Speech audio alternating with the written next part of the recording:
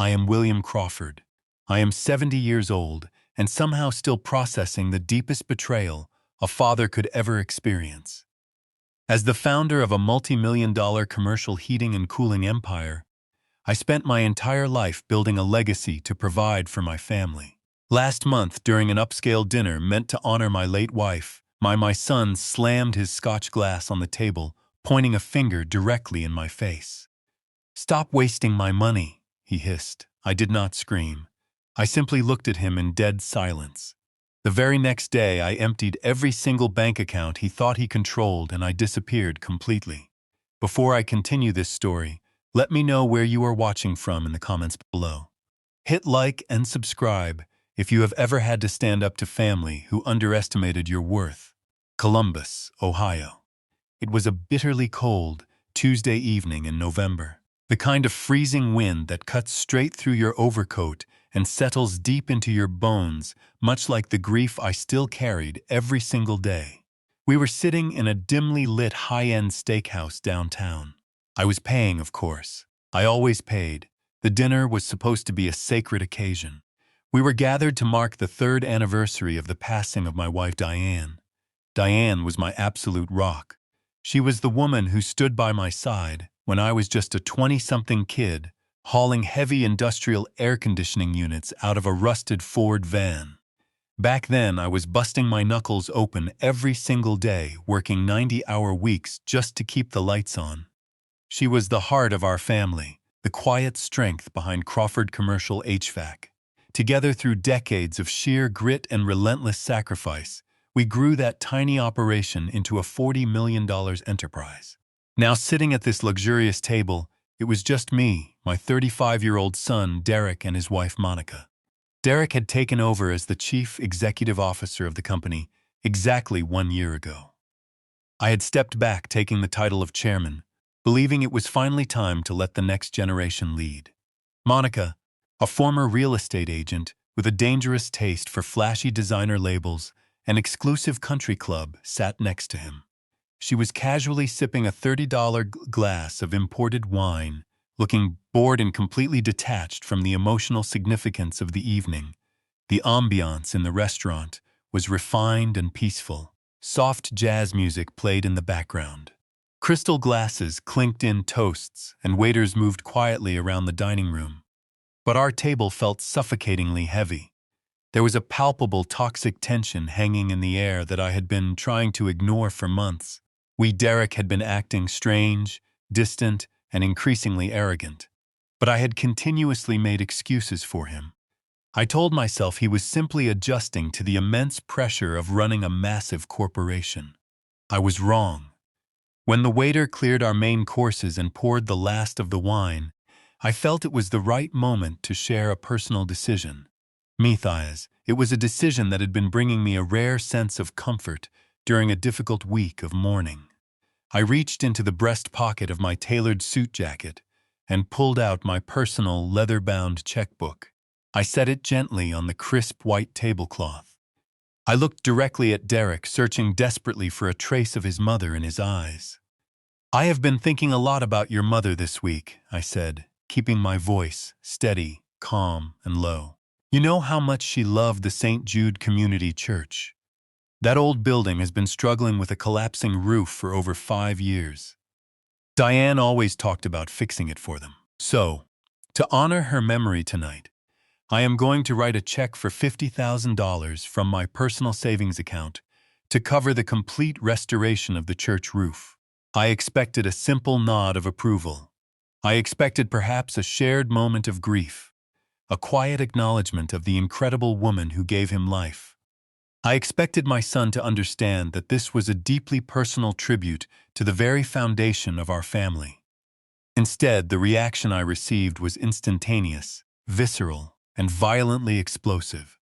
Derek snatched his heavy crystal scotch glass from the table and slammed it down with such brute, uncontrolled force that the stem completely shattered in his grip. The sharp, terrifying crack of breaking glass echoed instantly through the elegant dining room. Several patrons at nearby tables stopped their conversations and turned their heads in shock. Jagged shards of crystal ice cubes and amber liquid spilled wildly across the white linen, soaking into the pristine fabric like a dark, ugly stain. Derek leaned aggressively across the table, invading my personal space. His face flushed a dark, furious red, the veins in his neck bulging against his expensive silk tie. He thrust his index finger directly into my face, his eyes wide, manic, and completely unhinged. "Stop wasting my money." He hissed the words with a venomous, guttural intensity that carried effortlessly over the soft jazz music. "What the hell are you doing writing 50 grand checks to a useless church? Are you losing your mind?" Underneath the table, I heard a sharp, painful thud. Monica had violently kicked his shin, her eyes darting nervously around the room, panicking at the unwanted attention of the wealthy onlookers. Derek flinched from the kick, but his furious, hateful glare remained locked entirely on me. He was breathing heavily, his chest heaving under his custom Italian suit jacket. A jacket completely paid for by the massive empire I built from nothing. I did not flinch. I did not raise my hands. I did not yell back. I just froze completely solid, staring into the eyes of the absolute stranger sitting across from me. The words echoed in my mind with a deafening, paralyzing roar. My money. He had just called my personal savings, the money I bled and sweat for over 4 grueling decades, his money.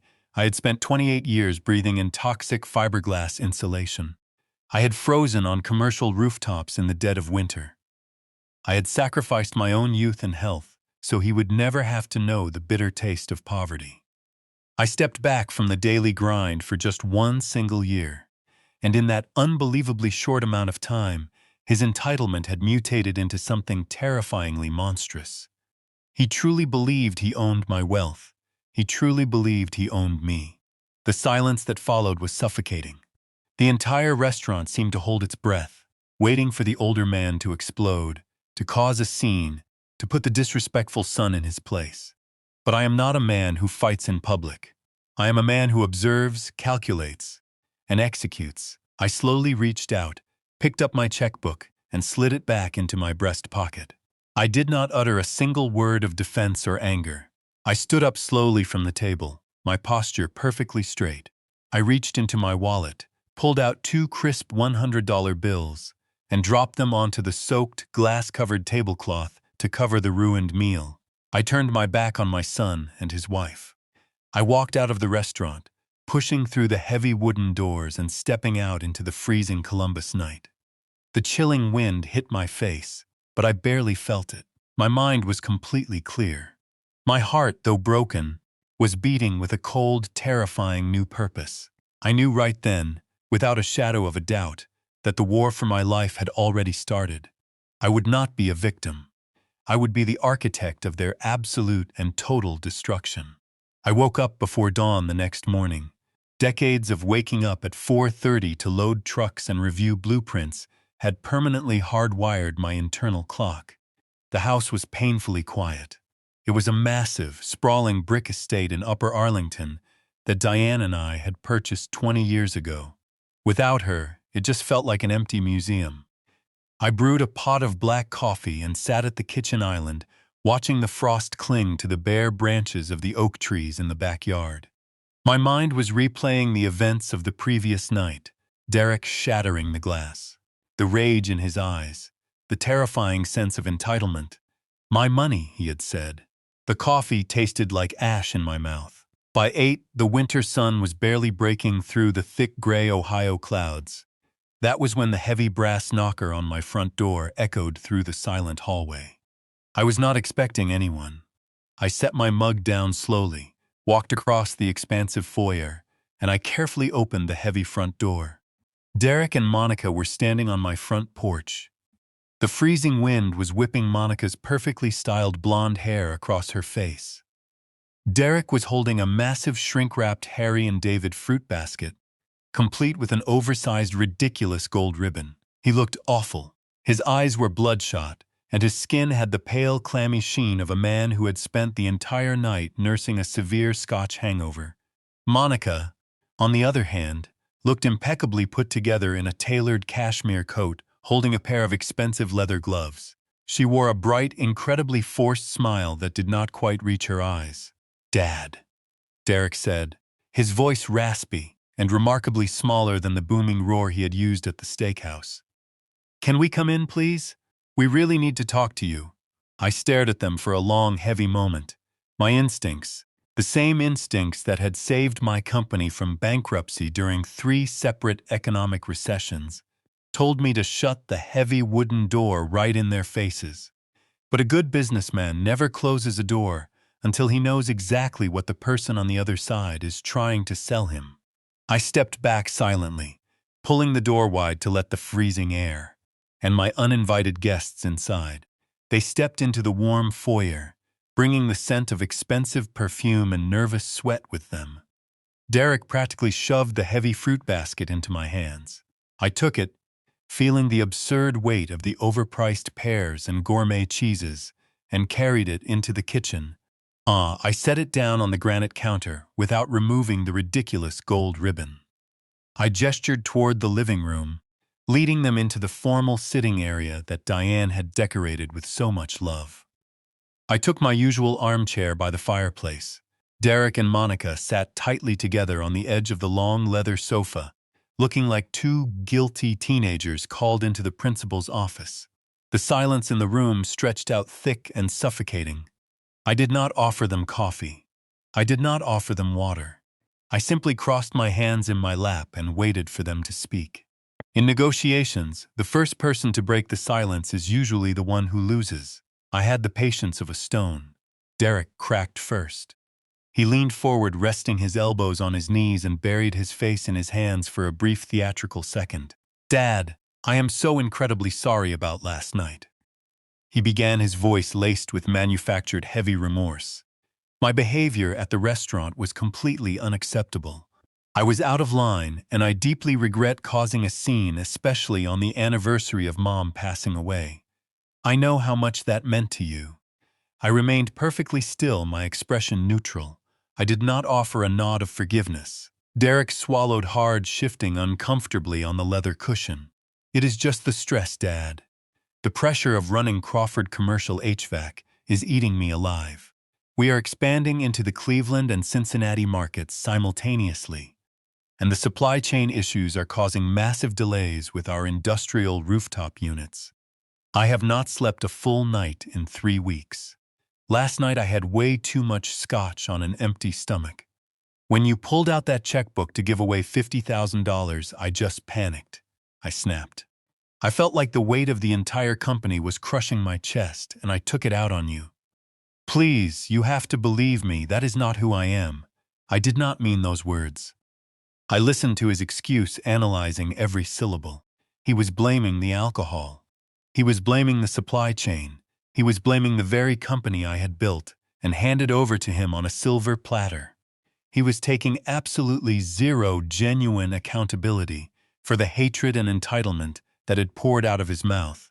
Before I could even formulate a response to his hollow apology, Monica smoothly leaned forward and placed a manicured, comforting hand over Derek's knee.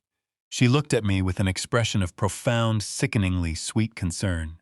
"It is the absolute truth, William," she said softly. Her voice was pure velvet, dripping with calculated empathy. "Derek has been working himself to the bone to make you proud. But honestly, we have both been terribly worried about you lately. You have been living alone in this massive house for 3 years now. Grief does strange things to the mind." My heart slowed to a steady, cold rhythm. I looked at her. "Worried about me?" I asked, my tone dangerously flat. "Yes," Monica continued without missing a beat. "You are so generous, William. Sometimes too generous. We have been reading these awful reports about elder fraud, about scammers and shady organizations preying on wealthy older men who live alone. People who manipulate grief to extract large donations. When you pulled out your checkbook last night to hand over 50 grand to that old church, Derek just panicked because he wants to protect you. He meant to say our family money, not his money. He was just terrified that you were being taken advantage of by opportunistic strangers." She smiled, tilting her head with a look of practiced maternal concern. "It was a brilliant, highly plausible lie. She was painting my act of charity as a symptom of vulnerable senility, and painting Derek's violent outburst as an act of protective love. That is why we quietly took the necessary initiative to set up a family protection trust last week, Monica added smoothly. Just to shield your personal assets from potential scammers. It is just a very standard and necessary safety measure for older high-net-worth individuals. I nodded slowly, forcing the hard lines of my face to soften, pretending to accept their seemingly genuine apology. But deep inside my chest, my 40 years of corporate business instincts were screaming a deafening warning. The terrifying phrase "family protection trust" immediately sounded suspiciously like a completely permanent and unbreakable legal cage. After they finally left my house, taking their hollow apologies and their expensive fruit basket with them, the silence of the massive estate felt heavier than before. The air inside the foyer was thick with the lingering scent of Monica's perfume and the bitter aftertaste of their rehearsed performance. I needed to clear my head. I needed to be somewhere that felt real, somewhere far away from the polished granite and the suffocating silence. I went out to the detached garage and pulled the canvas cover off my vintage 1978 Ford pickup truck. It was the very first vehicle I ever bought brand new with cash from the HVAC business. It was forest green, meticulously maintained, and completely devoid of modern touchscreens or digital trackers. Driving it always reminded me of who I really was before the millions, before the corporate boardroom, before the greed infected my family nady. It was just a machine of pure steel and combustion, honest and straightforward. I turned the ignition key, and the heavy engine roared to life, filling the garage with the rich smell of exhaust and old leather. I backed the truck out into the freezing Columbus afternoon. The sky was the color of bruised, iron-threatening snow. I drove toward the industrial side of town to a small independent mechanic shop owned by a man named Arthur. Arthur was a guy who worked with his hands, a man who understood the value of hard labor. I had scheduled a simple winter tune-up a few weeks prior. It was nothing major, just new spark plugs, fresh oil, and a quick inspection of the heating core. The drive was cold, but incredibly grounding. The heavy steering wheel and the manual transmission required my complete focus, allowing me to push Derek and his family protection trust out of my immediate thoughts, at least for a little while. I pulled into the gravel lot of the shop, the tires crunching loudly over the frozen stones. Arthur wiped his grease-stained hands on a red shop rag and greeted me with a warm, genuine smile. We spent the next hour talking about engines, the incoming winter storms, and the reliable durability of classic American manufacturing. It was a simple, honest interaction. There were no hidden agendas, no calculated words, just two men talking about things that made absolute and perfect sense. When the work was finally completely finished, Arthur walked behind the scratched wooden counter to ring me up. The total came out to exactly $415. It was a completely trivial amount of money for a man in my financial position. I reached into my thick leather wallet and pulled out my heavy black card. This was a private wealth management card, an account with no preset spending limit, tied directly to a massive reservoir of liquid cash I had accumulated over decades of relentless work. I handed the heavy metal card to Arthur. He took it, admiring the solid weight of it for a brief second, and swiped it through his dusty, electronic payment terminal. We continued chatting about the local college football scores, while the machine processed the transaction. A few seconds later, the terminal let out a sharp, harsh, negative beep. Arthur frowned, looking down at the small digital screen. He wiped the magnetic strip on his apron and swiped the card a second time. The machine beeped again, the exact same sharp, annoying, negative sound. Arthur looked up at me, an apologetic and deeply embarrassed expression washing over his weathered face. "William, I am really sorry," he said, keeping his voice incredibly low so the other mechanics in the garage would not hear. "The machine is saying the card is declined." I stared at him, completely uncomprehending. Declined? The single word felt like a physical blow. I had millions of dollars sitting in that specific account. It was an account I used strictly for personal expenses, entirely separated from the corporate finances of Crawford Commercial HVAC. I had never, not once in my entire adult life, had a credit card declined. The sheer impossibility of the situation made my chest suddenly tighten. I forced a calm, reassuring smile, masking the sudden spike of anxiety shooting through my veins. "It must be a security flag," I told Arthur smoothly, pulling my phone from my pocket. "Sometimes the bank freezes the card if they suspect fraudulent activity. Give me just one moment, Arthur. I will call my private wealth manager directly and have them clear it up immediately." I stepped outside the garage, pulling my heavy wool coat tight against the bitter wind. I dialed the direct private extension for my personal banking manager.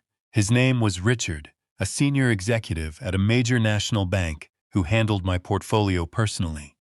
Normally, Richard answered on the very first ring, greeting me with profound, almost overly eager respect. This time, the phone rang 5 times, 6 times, 7 times. Finally, there was a sharp click. Richard answered the line, but his voice did not project the usual confident professional warmth. He sounded hesitant, breathless, and incredibly terrified. "Hello, William?" he stammered, his words stumbling over one another in a frantic rush. "Richard," I said, keeping my tone perfectly measured but incredibly firm. "I am standing at a mechanic shop in the freezing cold, and my primary card was just declined for a $400 charge. I need you to lift whatever security hold is currently blocking my funds right this second." The silence on the other end of the line was absolute and absolutely terrifying. I could actually hear Richard swallowing hard, taking a shaky, incredibly unsteady breath. "William, I am so sorry," he finally whispered, his voice trembling with genuine fear. "I cannot lift the hold. I no longer have the legal authorization to allow you access to those funds." The freezing wind whipped across the gravel lot, biting into my exposed skin. But the sudden cold I felt internally was infinitely worse. "What are you talking about, Richard? It is my account. It is my money." "William, please listen to me very carefully," Richard pleaded, his voice dropping to a frantic, hushed whisper. "First thing this morning, your son Derek and a team of 3 corporate attorneys walked directly into my office. They presented a binding court order signed by a local judge. Your accounts have not been flagged for fraud. Your accounts have been entirely frozen under a co-conservatorship order. Derek has been granted temporary emergency control over all your personal finances, a conservatorship. I am a perfectly healthy and capable man. My mind is completely sharp. My blood runs absolutely cold as the horrifying reality slams directly into my chest. The plausible lie from the morning completely shatters into a million jagged pieces right before my eyes. The Family Protection Trust was not designed to shield my money from outside scammers. It was a weapon designed to meticulously strip me of my independence. They aren't protecting my money at all. They have legally locked me out of my own life. The silent war for my absolute freedom has officially and irreversibly begun today. I hung up the phone and stood frozen in the biting winter wind. The gravel under my boots felt unsteady, as if the very earth had suddenly shifted on its axis. A conservatorship. The sheer magnitude of that legal maneuver echoed through my mind, drowning out the ambient noise of the busy mechanics shop behind me. Derek had not just frozen my personal checking accounts. He had executed a calculated, precise legal strike to strip me of my fundamental human autonomy. To the state of Ohio, I was suddenly a legally incapacitated old man, entirely dependent on the supposedly benevolent protection of a son who had orchestrated my financial imprisonment. I did not waste time yelling at the sky or cursing my fate. Panic is a luxury reserved for the unprepared. Instead, I climbed back into the freezing cab of my 1978 Ford pickup truck. I slammed the heavy metal door shut, gripped the freezing steering wheel, and jammed the transmission into gear. I had to see the extent of the damage. I had to know exactly how far the infection had spread into the empire I had built from nothing. I drove straight toward the downtown business district, navigating the gray, slush-covered streets with mechanical precision. My destination was the massive glass and steel headquarters of Crawford Commercial HVAC. I had laid the literal foundation for that building 20 years ago. I knew every structural beam, every ventilation shaft, and every hidden access panel. It was a monument to my life of relentless labor. But as the towering structure came into view against the bleak winter sky, it no longer looked like my crowning achievement. It looked like a fortress currently occupied by a hostile enemy force. I parked my truck in the adjacent parking garage, intentionally avoiding my reserved spot near the front entrance. I wanted to enter quietly without drawing attention to my sudden arrival. I walked through the sliding glass doors and stepped into the expansive marble-floored lobby. The familiar hum of corporate activity washed over me. Phones were ringing softly at the reception desk.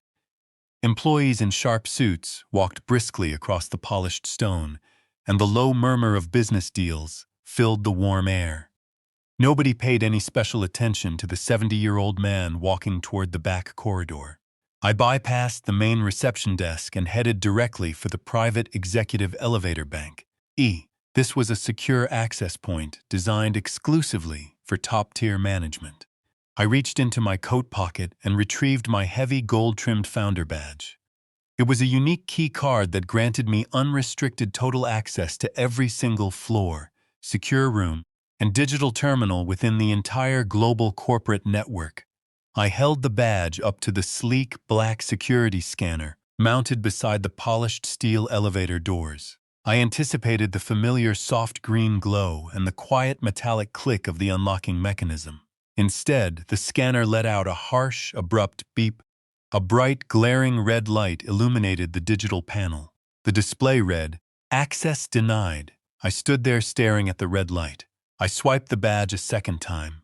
The machine beeped again, flashing that identical, mocking red warning, "Access denied." The reality of the situation washed over me like a bucket of ice water. Derek had not just locked me out of my personal bank accounts. He had systematically purged my digital identity from the corporate security mainframe. I was officially a ghost inside the very walls I had paid to construct. My jaw tightened, but I did not create a scene in the lobby. I simply took a step back and leaned casually against the marble wall, blending into the background like an ordinary visitor waiting for a scheduled appointment. I watched the flow of employees moving through the security gates. After about 10 minutes, I spotted a young, incredibly nervous-looking intern balancing a towering stack of cardboard document boxes and 4 oversized cups of coffee. He was fumbling with his security lanyard, desperately trying to scan his badge while keeping the coffee cups from spilling. I recognized the opportunity instantly. As the intern finally managed to trigger the green light on the standard elevator bank, I moved with a speed and fluid precision that completely belied my 70 years of age. I stepped directly behind him, slipping smoothly through the sliding glass security turnstile right before the heavy doors snapped shut. The intern jumped, nearly dropping his precarious load of cardboard boxes, and looked over his shoulder with wide, terrified eyes. I offered him a calm, reassuring smile, projecting the absolute authority of a man who belonged exactly where he was standing. "Do not worry about it, son," I said smoothly, reaching out to steady the top box of documents. "I left my badge up on the top floor. Just hit the button for the executive suite for me, would you?" The young man nodded frantically, his hands visibly shaking as he pressed the glowing button for the top floor. He had absolutely no idea he was aiding an unauthorized infiltration. The elevator ascended smoothly, carrying me upward into the heart of the occupied territory. The doors slid open with a soft chime. I stepped off the elevator and walked silently down the pristine carpeted hallway of the executive floor. The walls were lined with framed photographs of our major industrial projects. I moved like a shadow, making absolutely no sound. I bypassed the main boardroom and headed straight toward the corner suite that used to belong to my chief financial officer. As I approached the heavy glass door, I stopped dead in my tracks. I peered through the slightly parted blinds. Monica, my son's wife, was sitting behind the massive mahogany desk, She held absolutely no official title in my company. She had no business degree and zero corporate experience. Yet, she was casually leaning back in the expensive leather chair, sipping sparkling water. I noticed her left wrist immediately. She was wearing a brand new diamond-encrusted Cartier watch that easily cost $15,000. But the jewelry was not the most horrifying detail. Spread across the mahogany desk were several thick stacks of legal documents. I recognized the distinctive watermarks immediately. She was holding a heavy gold pen, casually signing real estate transfer deeds printed directly on my company's official letterhead. She was actively liquidating Crawford commercial property assets. They were quietly dismantling my entire corporate infrastructure piece by piece, converting brick and steel into liquid cash without any oversight or legal board approval.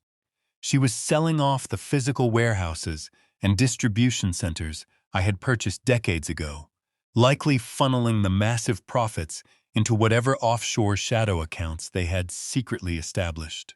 My chest burned with a furious, explosive heat, but my mind remained perfectly cold. I absolutely did not push the heavy glass door open. I did not storm into the office to confront her. Confrontation without leverage is just noise, and I required absolute leverage. I memorized the scene, turned around, and walked silently back down the carpeted hallway. The silent, catastrophic war for my ultimate survival had officially begun. I got into my heavy vintage Ford and merged onto the interstate, heading far away from the polished glass and steel of the downtown business district. A light snow had just started to fall, coating the cold gray Ohio highways. I knew better than to contact the corporate legal department at Crawford Commercial HVAC. Those lawyers were technically on my payroll, but their daily checks were now signed by Derek. I needed someone whose loyalty belonged exclusively to me. I needed a man who understood the dirty, brutal reality of corporate warfare and possessed the stomach to fight back. I drove 20 miles outside the city limits to a rusted, neon-lit diner, sitting alone on a desolate stretch of highway. It was the kind of place where tired truck drivers drank burnt coffee and nobody asked any questions. I parked around the back and stepped inside. The air was thick with the smell of old cooking grease and cheap bacon. Sitting in the back corner booth, nursing a black coffee, was Rick Dalton. Rick was my former attack dog attorney. He had aggressively defended my company against frivolous lawsuits and hostile takeover attempts for over 30 years before retiring to a quiet life of fishing and bourbon. He possessed a brilliant legal mind and an absolute absence of moral hesitation when protecting his clients. I slid into the cracked vinyl booth across from him. He simply took a sip of his coffee and intensely studied my face.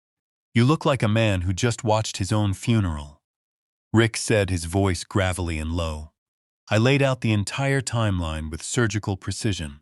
I told him about the horrific anniversary dinner, the shattered crystal glass, and the terrifying rage in Derek's eyes when he screamed about his money. I detailed the theatrical apology the next morning, the fruit basket, and Monica's smooth lie about setting up a family protection trust to shield me from elder fraud. I watched Rick's eyes narrow as I explained the declined card at the mechanic's shop, the terrified bank manager, and the sudden reality of the court-ordered co-conservatorship. Finally, I told him about the flashing red light at the executive elevator. I described sneaking up to the top floor and watching Monica, a woman with zero official corporate authority, casually signing commercial real estate transfer deeds on my company letterhead. I told him she was actively liquidating our downtown supply warehouses. Rick set his ceramic coffee mug down heavily on the table. He did not look shocked. He looked deeply, intensely analytical. "A conservatorship," Rick murmured, shaking his head slowly in genuine disbelief. "That is the absolute nuclear option, William. They did not just temporarily lock your checking accounts. They successfully convinced a presiding judge that you are severely mentally incapacitated. They essentially legally declared that you are no longer a functioning adult capable of managing your own daily affairs. It takes extensive, rigorous documentation to pull a stunt like that off.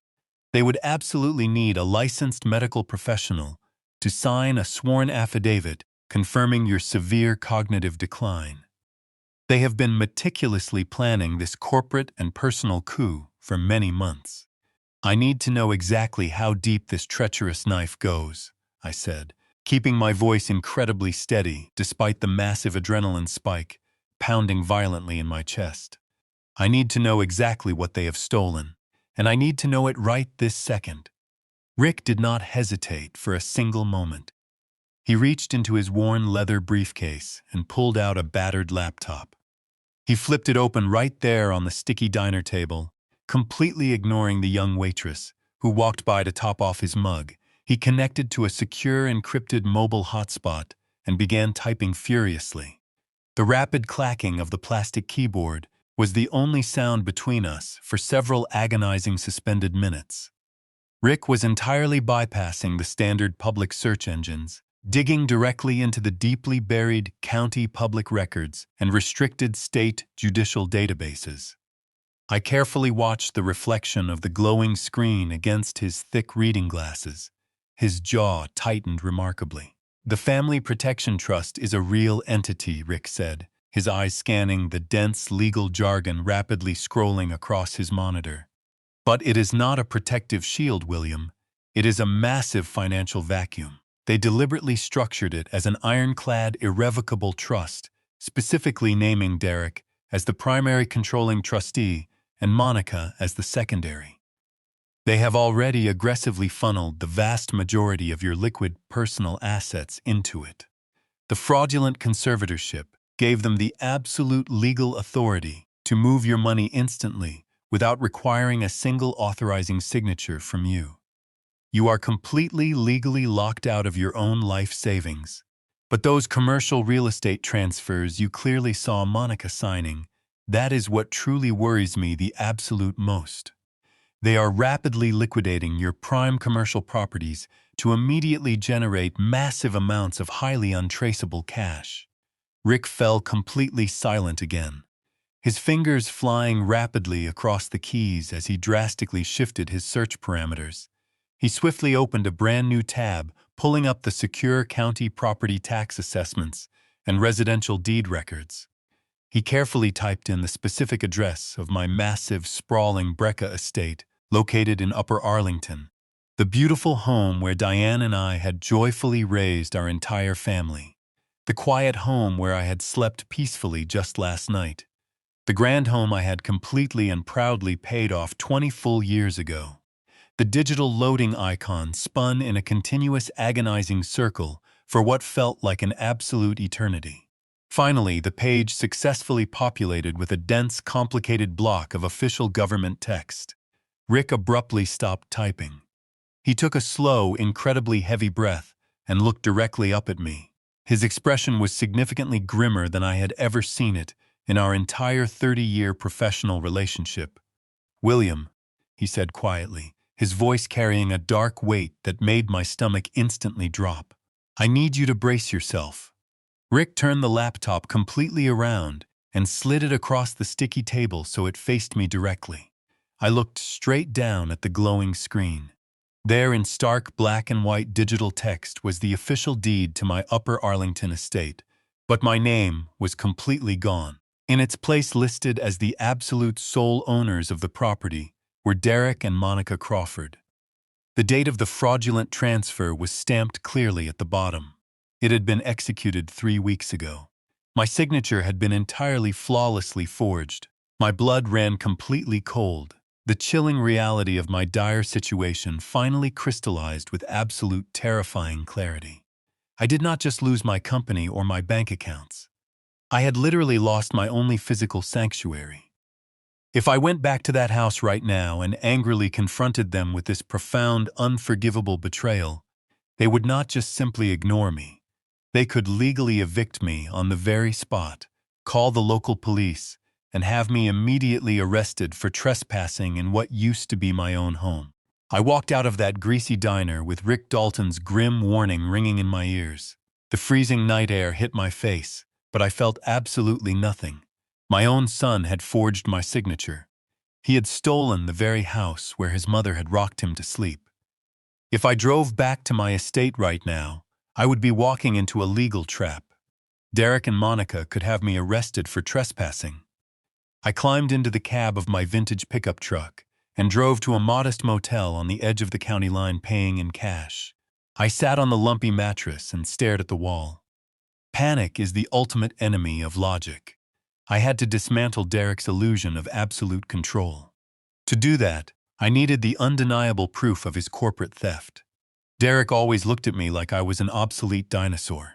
He genuinely believed that because I did not understand modern cloud computing, I was completely blind to the internal mechanics of the company. He thought his newly installed corporate firewalls and digital tokens had permanently locked me out of the accounting systems. He had successfully deactivated my administrative key card and revoked my remote access passwords. But Derek was arrogant, and arrogance breeds catastrophic oversights. He had completely forgotten the foundational history of the building. 20 years ago, I personally oversaw the installation of the original internal server architecture. Before cloud storage became the corporate standard, we relied on a heavily fortified physical mainframe located deep in the concrete basement of the headquarters. When we transitioned to newer systems, I mandated that the core mainframe remain actively tethered to the network as a fail-safe redundancy. I had my engineers install a hardwired master override protocol. It was an off-the-grid access terminal, bypassing every external firewall. It was strictly tied to my physical biometrics. I did not need a digital password. I just needed my own body. I reached out to Mike Navarro, a highly resourceful private investigator I kept on retainer for years. I met Navarro in the deserted parking lot of a grocery store at midnight. I did not give him the emotional details of my son betraying me. I handed him an envelope of cash and told him I needed a military-grade encrypted hard drive with the highest possible transfer speed. Navarro nodded, handed over a heavy black metal casing, and drove away without asking a single question. I sat in my truck watching the dashboard clock slowly tick forward. I needed the building to be completely abandoned. I needed the late-night cleaning crews to finish their rounds. I waited until the digital numbers glowing on my dashboard clicked to exactly 2:00 in the morning. Then I put the truck in gear and drove back toward the glass and steel fortress I had built. I parked 2 blocks away in a dark alleyway. I pulled the collar of my heavy wool coat up and walked briskly toward the rear loading docks of the Crawford headquarters. Derek had recently spent hundreds of thousands of dollars upgrading the perimeter security, installing high-definition cameras and motion sensors at every main entrance. But he did not know about the old maintenance tunnel. Back when the building was first constructed, I insisted on a subterranean service corridor that connected the primary electrical grid to the municipal storm drains. The entrance was hidden behind a rusted industrial dumpster, completely out of the sightline of his fancy new cameras. I slipped behind the steel bin and found the old iron grate. I pulled a heavy crowbar from my coat, jammed it under the iron edge, and pulled with all the strength my 70-year-old arms could muster. The grate groaned and lifted. I slid down into the damp darkness of the tunnel. I navigated the narrow passage using a small tactical flashlight, my boots splashing softly against the shallow puddles. I reached the heavy reinforced steel door at the end of the tunnel. This was the true back door into the facility, a door that did not rely on modern electronic keypads. I reached into my pocket, pulled out a heavy brass skeleton key I had carried for 2 decades, and slid it into the mechanical lock. The tumblers clicked perfectly into place. I pulled the door open and stepped silently into the sub-basement of the Crawford headquarters. The air down here was cold, dry, and heavily filtered. The ambient hum of massive cooling fans echoed off the concrete walls. I walked through the dimly lit corridors, bypassing the massive electrical panels. I headed straight for the central server room. It was a standalone concrete bunker, secured behind a thick security door. I approached the access panel. It was an older model untouched by Derek's technological renovations. I placed my right hand onto the glass surface of the scanner. A thin line of red light slowly swept across my palm, mapping the unique ridges of my fingerprints.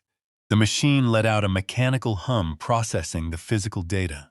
Next, a small digital lens extended from the wall panel. I leaned forward, aligning my right eye with the glowing green targeting reticle. The scanner pulsed, casting a bright beam of light directly into my pupil.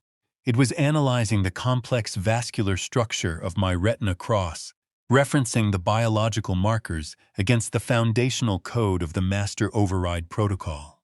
For 3 agonizingly long seconds, the terminal remained entirely silent. My heart pounded heavily against my ribs. If the engineers had dismantled this system without telling me, the silent alarms would trigger immediately. I would be trapped in the basement waiting for the police to arrive and arrest me for corporate espionage in my own building. Then, the heavy steel door emitted a loud, satisfying electronic clack. A thick green light illuminated the access panel. The heavy deadbolts retracted smoothly into the walls. I grabbed the handle and pulled the door open. I stepped into the freezing server room. Rows of towering black server racks stood like silent sentinels, blinking with thousands of tiny blue and green lights. The noise of the cooling units was deafening, but to me it sounded like absolute victory. I walked to the console at the center of the room. I flipped the cover off the master override port, exposing the raw physical connection to the corporate network. I unzipped my coat, pulled out the military-grade encrypted hard drive Navarro had provided, and plugged the thick black cable directly into the mainframe terminal. A command prompt instantly booted on the dusty monitor. The system had successfully recognized my biometric authority. I was fully in. I typed in a rapid sequence of legacy command codes, bypassing Derek's modern accounting software, and diving straight into the raw, unfiltered root directories. I targeted the hidden financial folders, the deeply buried files that Derek thought he had perfectly concealed. I hit the execution. The progress bar flashed onto the screen. I stood alone in the freezing basement, watching the digital numbers climb as I systematically began downloading the last 12 months of Derek's secret shadow accounting. The blue glow of the progress bar crept across the monitor like a glacier. I stood in the freezing chill of the sub-basement, my breath forming faint white clouds in the highly filtered air.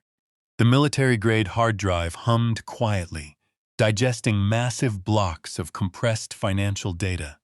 I knew the complete transfer would take at least 20 minutes. 20 minutes was a dangerous eternity when you were infiltrating your own corporate headquarters in the dead of night. To pass the agonizing time, and to satisfy the burning anxiety in my chest, I opened a secondary window on the terminal. I bypassed the main directory and manually accessed the raw data packets filtering through the network bridge. I wanted to see exactly what Derek had been hiding behind his fabricated firewalls. I opened the master ledger for the third quarter.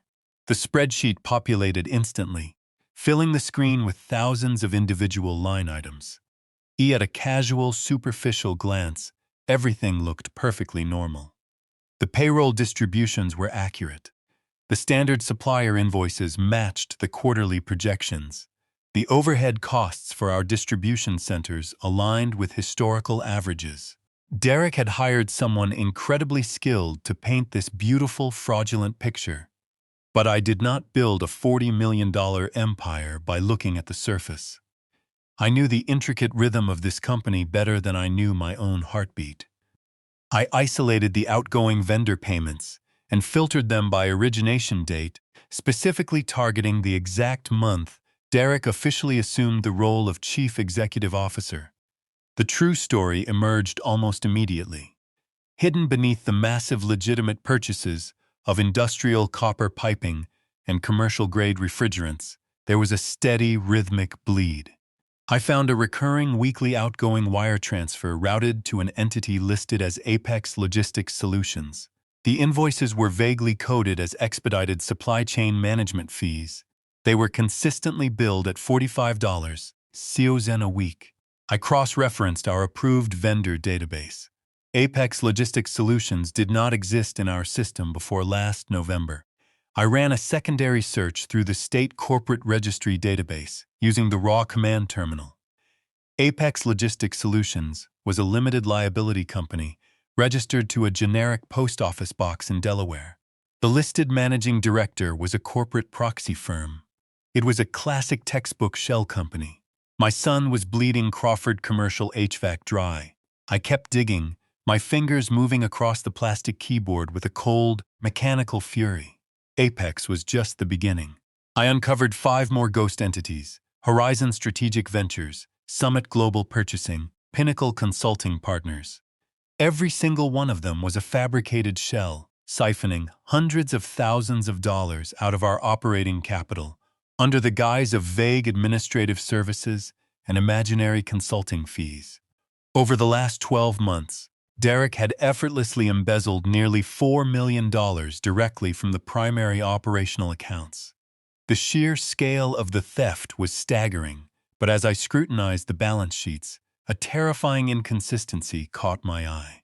$4 million was a massive hemorrhage, but Crawford Commercial HVAC generated $40 million in annual revenue. A $4 million deficit would certainly hurt our quarterly profit margins, but it would not completely bankrupt the infrastructure. Yet the internal cash flow indicators were flashing severe red warnings. The company was drowning in a severe liquidity crisis. I dug deeper into the central collateral registries, holding my breath as the encrypted files slowly decrypted onto the screen.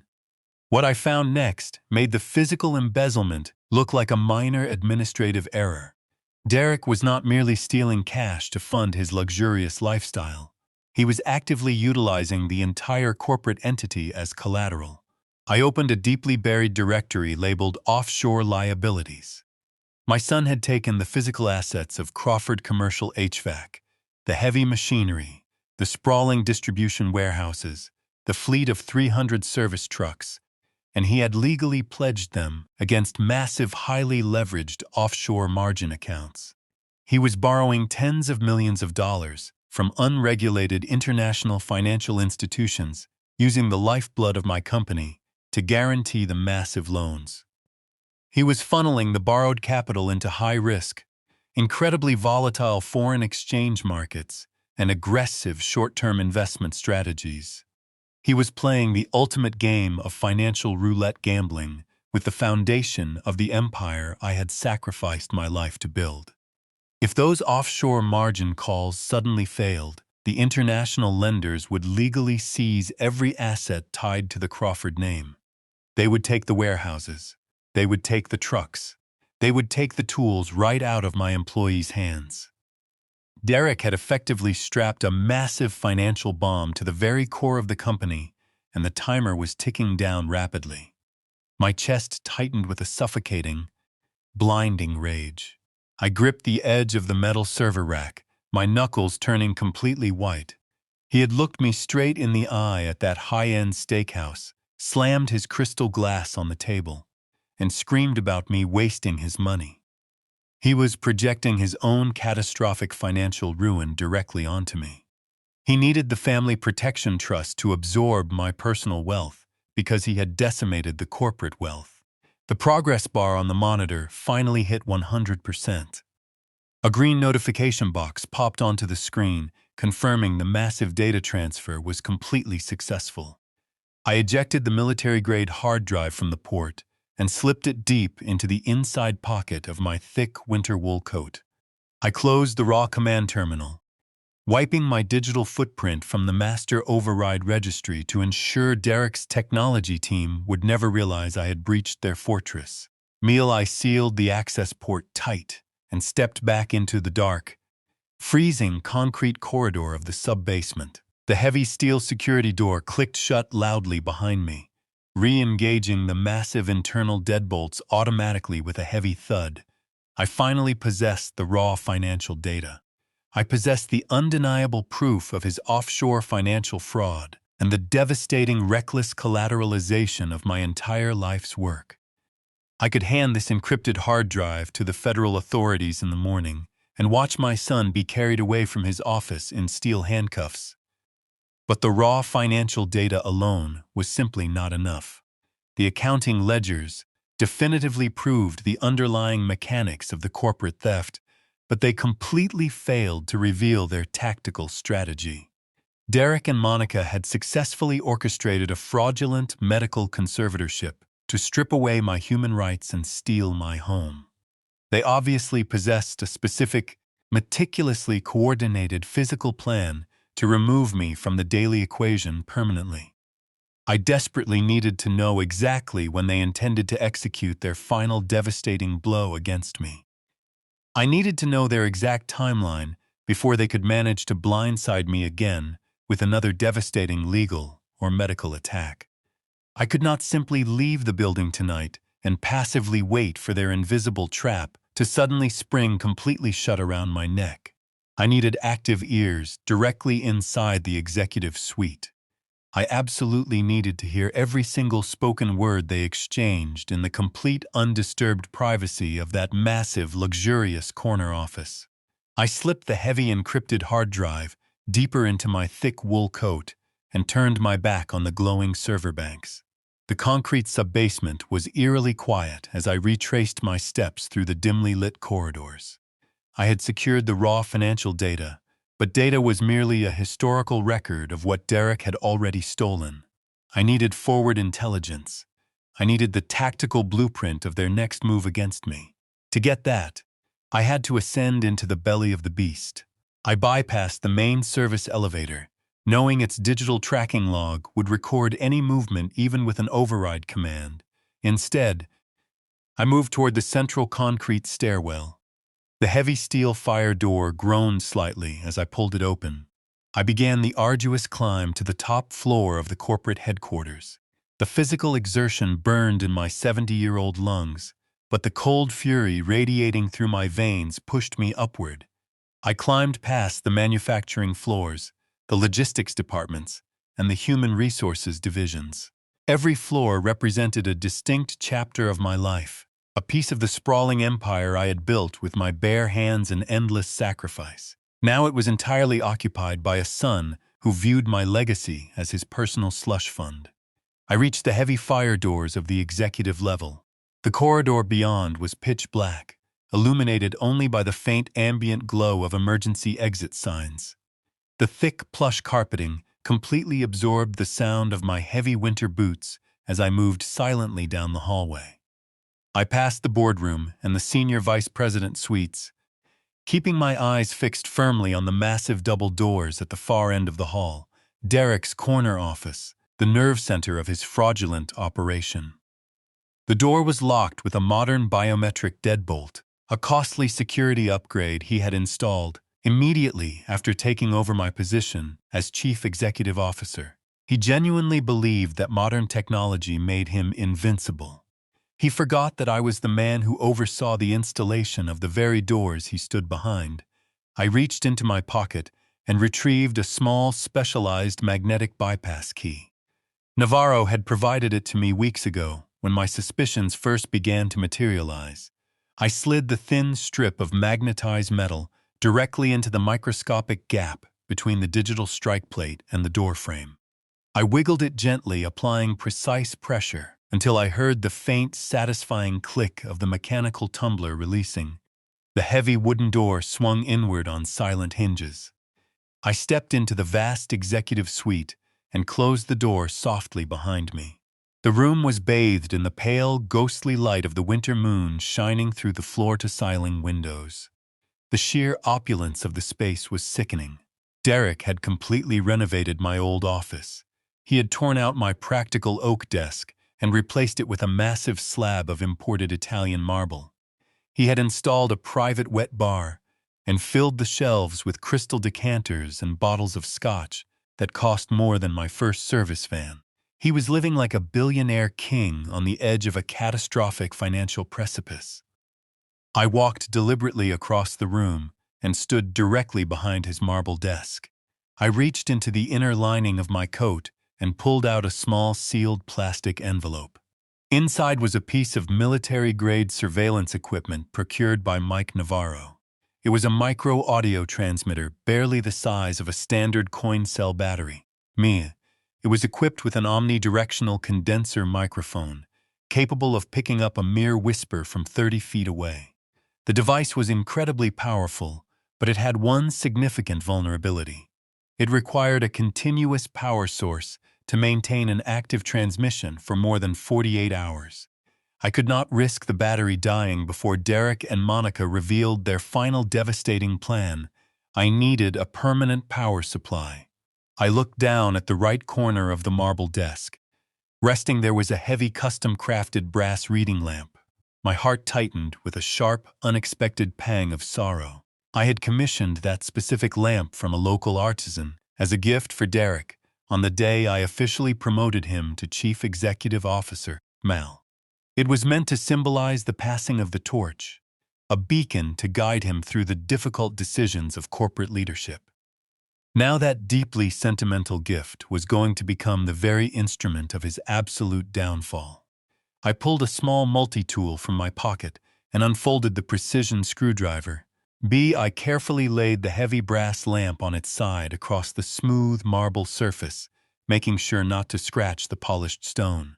I removed the protective felt pad from the bottom and began unscrewing the heavy base plate. The tiny metal screws yielded easily to my deliberate, steady pressure. I lifted the base plate away, exposing the internal electrical wiring of the lamp. The thick copper power cord was spliced neatly into the main rotary switch. I took a small pair of wire strippers from my coat and carefully peeled back a 1/4 inch of the black rubber insulation, exposing the live wires. My hands were remarkably steady. The adrenaline focused my vision, allowing me to execute the delicate mechanical work with absolute precision. I took the micro-audio transmitter and examined the 2 tiny power leads extending from its casing. I meticulously wrapped the fragile transmitter leads directly around the exposed copper wires of the desk lamp. I pulled a small roll of black electrical tape from my pocket and tightly wrapped the spliced connections, ensuring there was absolutely no risk of a short circuit. As long as the lamp remained plugged into the wall outlet, the surveillance bug would draw a continuous, undetectable trickle of electricity. The microphone was positioned perfectly flush against the hollow ventilation gap near the base of the brass casing. It was an absolutely flawless and visible integration. I carefully replaced the heavy base plate, aligning the tiny screws with their original threading. I tightened them down securely and pressed the protective felt pad back into place. I stood the lamp upright and returned it to its exact original position on the right corner of the marble desk. I took a soft microfiber cloth from my pocket and meticulously wiped down the brass casing, the marble surface, and the edges of the desk, erasing any trace of my fingerprints or physical presence. The office looked completely undisturbed. The expensive scotch bottles sat in silence. The leather chairs remained perfectly aligned. Derek would walk into this room in a few hours, completely oblivious to the fact that his father had turned his sanctuary into a live broadcasting station. I turned my back on the executive suite and slipped quietly back into the darkened hallway. I retraced my steps with calculated speed, moving down the central stairwell and back into the freezing concrete sub-basement. I pushed the heavy iron grate aside and crawled through the maintenance tunnel, emerging behind the rusted industrial dumpster. The freezing winter wind bit into my face as I walked quickly through the dark alleyways, heading back to my vintage pickup truck. I climbed into the freezing cab and locked the heavy metal doors. My breathing was heavy, my muscles aching from the intense physical and emotional strain of the infiltration. But I could not rest. I reached into the glove compartment and pulled out the small black receiver unit Navarro had provided with the transmitter. I plugged a single molded earpiece into the jack and secured it firmly in my right ear. I flipped the power switch on the side of the receiver. The small digital screen glowed bright red, indicating a strong active connection. A soft crystal clear hiss of static filled my ear. I reached over and tapped the volume dial. I could hear the faint distant hum of the building's massive heating system filtering through the microphone. I could hear the subtle shifting of the ambient air pressure inside the corner office. The audio feed was absolutely flawless.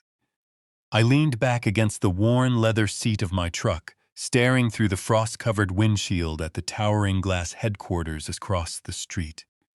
The digital clock on my dashboard read 3:30 in the morning. I had the financial data. I had the live surveillance feed. The trap was set. Now I sit in the freezing darkness and wait for them to speak. For 3 agonizing days, I lived entirely inside the cab of my vintage Ford pickup truck. I parked in the back corner of a busy coffee shop parking lot, completely blending in with the daily flow of morning commuters and delivery vans.